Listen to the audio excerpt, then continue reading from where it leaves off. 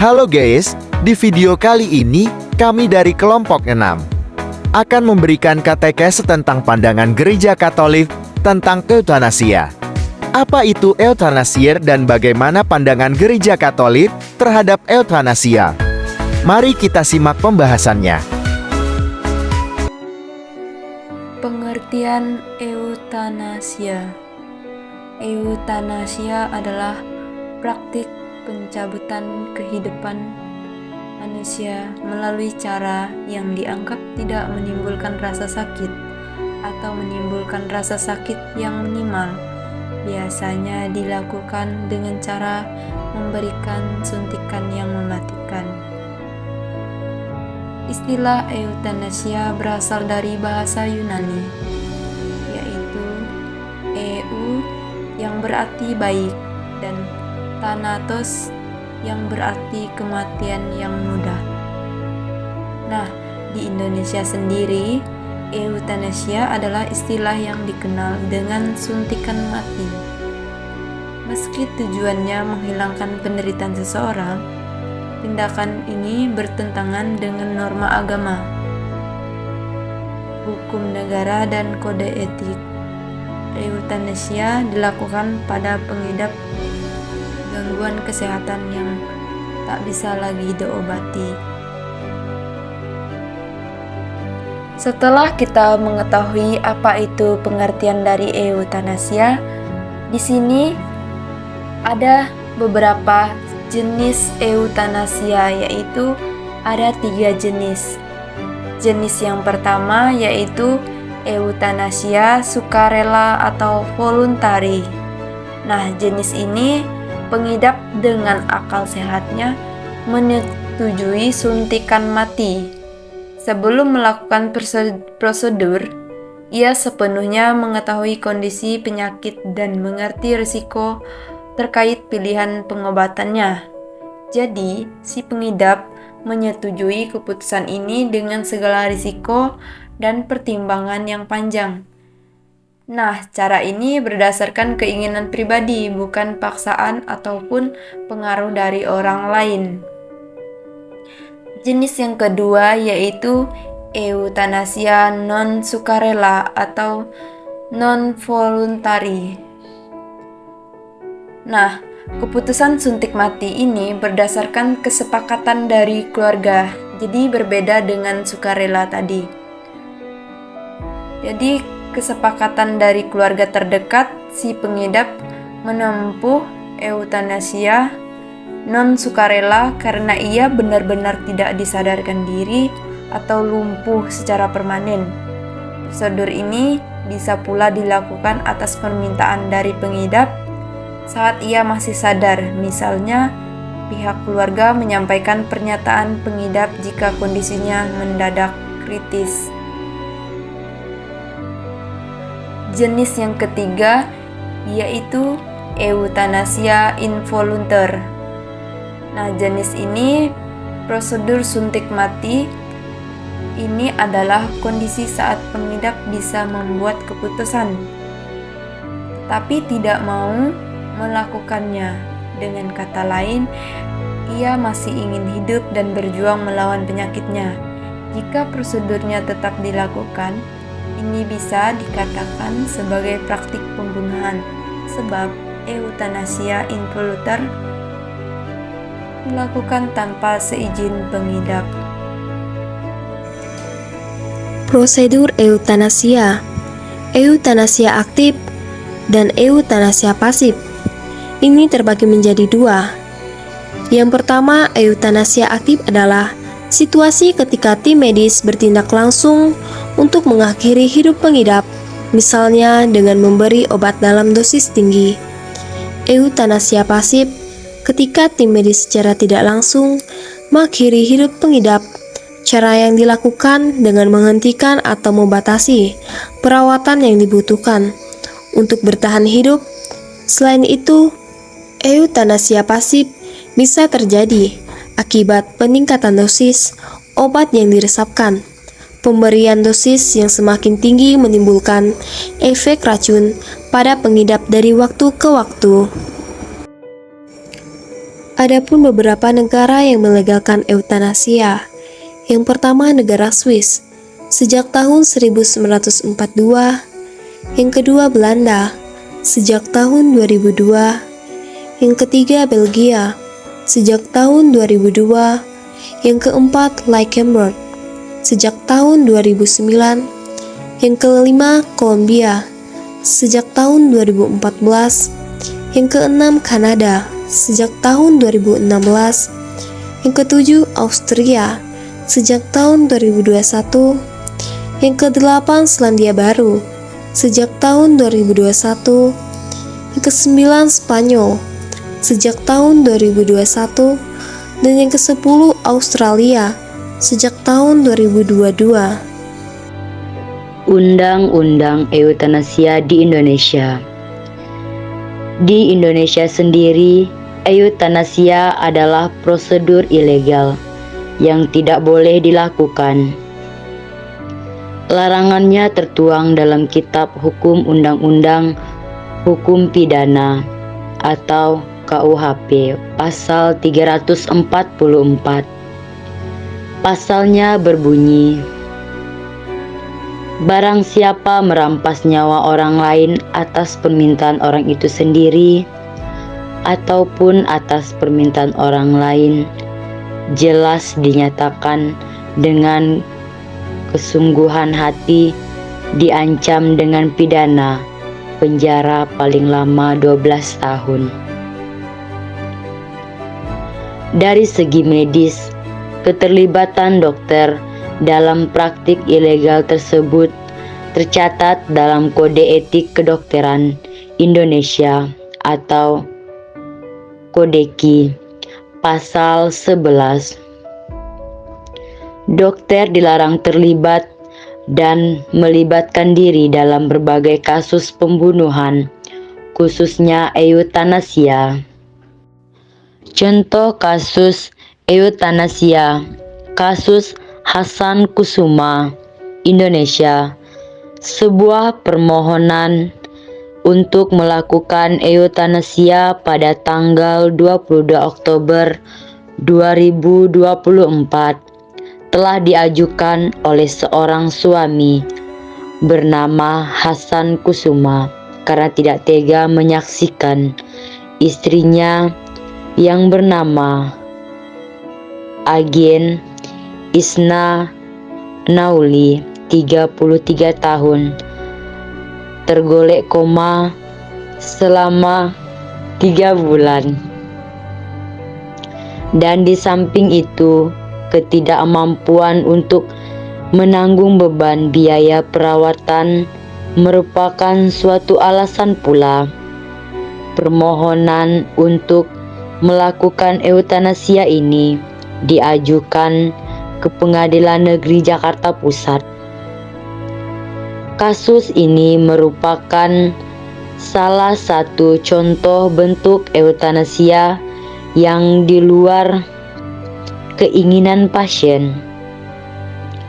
Permohonan ini akhirnya ditolak oleh Pengadilan Negeri Jakarta Pusat, dan setelah menjalani perawatan intensif, maka kondisi terakhir pasien 7 Januari 2025 telah mengalami kemajuan dalam pemulihan kesehatan.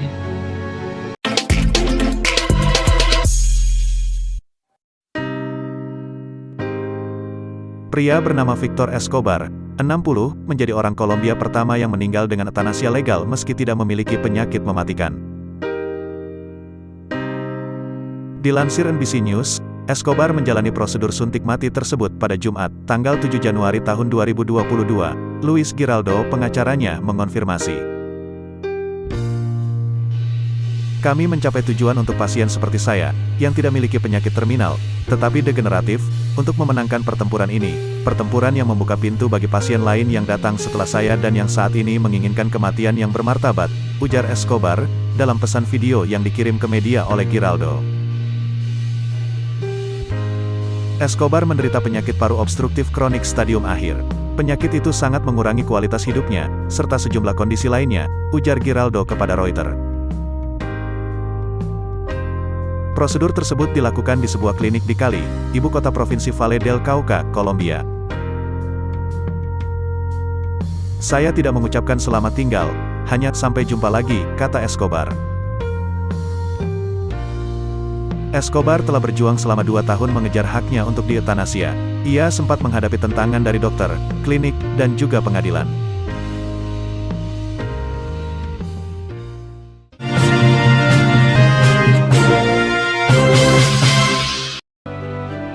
Pandangan Gereja Katolik tentang eutanasia. Gereja Katolik menilai bahwa tindakan eutanasia dengan alasan apapun tidak sesuai dengan ajaran Gereja Katolik. Gereja Katolik sungguh menjunjung tinggi kehidupan, karena kehidupan manusia diberikan dari Allah. Paus Yohanes Paulus II dalam Evangelium Vitae menyatakan secara definitif bahwa pembunuhan seorang manusia yang tak bersalah selalu merupakan perbuatan tidak bermoral. Pernyataan ini bersifat inviolable atau tidak dapat sesat. Dalam artikel 57 dari dokumen Evangelium Vitae, dituliskan sebagai berikut.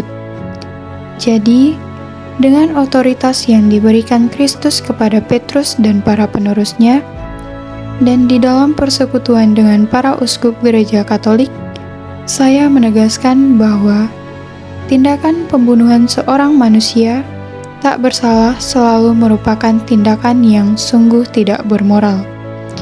Pengajaran ini berdasarkan hukum yang tidak tertulis, di mana manusia dalam terang akal budi menemukannya dalam hatinya.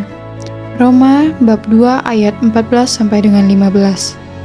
Ditegaskan kembali oleh kitab suci, diteruskan oleh tradisi gereja dan diajarkan oleh magisterium biasa dan universal. Konsili Vatikan II, Konstitusi Dogmatik tentang Gereja.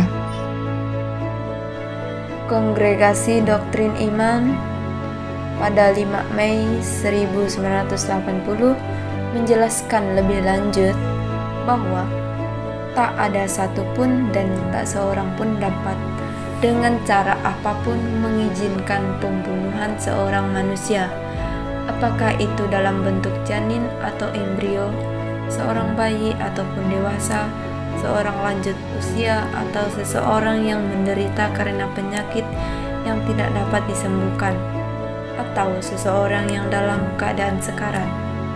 Selanjutnya, tak seorang pun diizinkan untuk meminta dilakukannya tindakan pembunuhan ini, entah bagi dirinya sendiri atau untuk orang lain yang dipercayakan kepadanya, atau tak seorang pun dapat menyetujuinya, baik secara eksplisit ataupun implisit. Tidak juga ada otoritas legitim ataupun yang dapat merekomendasikan ataupun mengizinkan tindakan tersebut.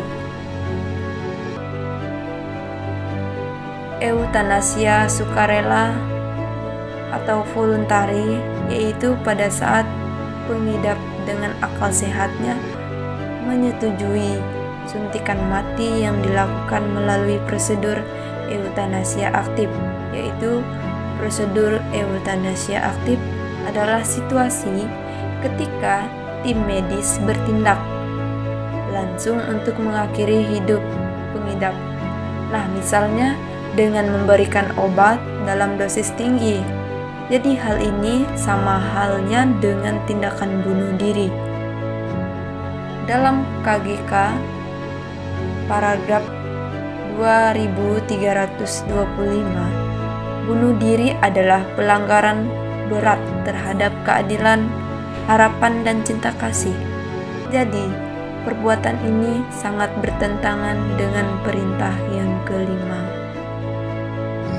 Melanjutkan Evangelium Vitae, dalam artikel 65, Paus Yohanes Paulus II mengatakan, eutanasia dalam artinya yang sesungguhnya dimengerti sebagai sebuah tindakan atau pengabaian yang dilakukan dengan tujuan untuk menyebabkan kematian dengan maksud untuk meniadakan semua penderitaan, sesuai dengan pengajaran magisterium dari para pendahulu saya dan dalam persekutuan dengan para uskup gereja Katolik. Saya menegaskan bahwa eutanasia adalah pelanggaran yang berat terhadap hukum Tuhan, sebab hal tersebut merupakan pembunuhan seorang manusia secara disengaja dan secara moral tidak dapat dibenarkan. Ajaran ini berdasarkan hukum kodrat dan sabda Allah yang tertulis, yang diteruskan oleh tradisi suci gereja dan diajarkan oleh magisterium gereja. Paus Yohanes Paulus II mengajarkan bahwa walaupun dalam kondisi vegetatif, yaitu tak berdaya, sekalipun manusia tetap mempunyai martabat yang utuh, dan karenanya harus diperlakukan sebagai manusia. Bahkan, ketika kematian sudah di ambang pintu, para pasien tetap harus diperlakukan sesuai dengan martabatnya, dengan terus diberikan perlakuan yang umum dan layak. Perlakuan umum dan layak yang dimaksud di sini termasuk segala upaya sederhana dalam prosedur perawatan.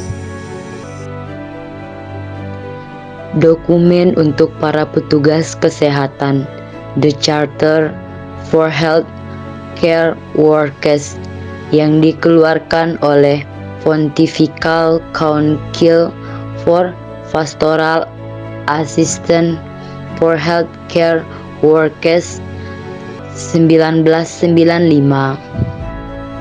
mengatakan bahwa perlakuan yang layak tersebut termasuk perawatan, kebersihan, pengurangan rasa sakit, pemberian makan dan minum, baik melalui mulut atau dengan infus.